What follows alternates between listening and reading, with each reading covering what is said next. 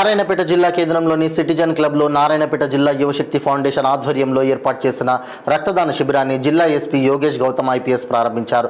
అనంతరం ఎస్పీ మాట్లాడుతూ రక్తదానం మహాదానమని, తలసేమియా, క్యాన్సర్, మెడికల్ ఎమర్జెన్సీ పేషెంట్లు, ప్రమాదంలో తీవ్రంగా గాయపడిన వారికి ఎక్కువగా రక్తం అవసరం ఉంటుందని, అలాంటి వారికి రక్తదానం చేయడం అనేది ఒక గొప్ప సామాజిక సేవా కార్యక్రమమని తెలిపారు.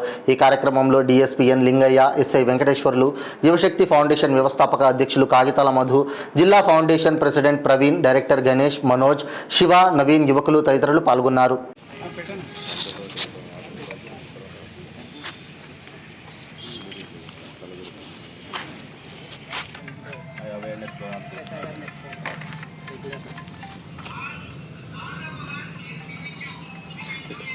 ఈ ప్రోగ్రామ్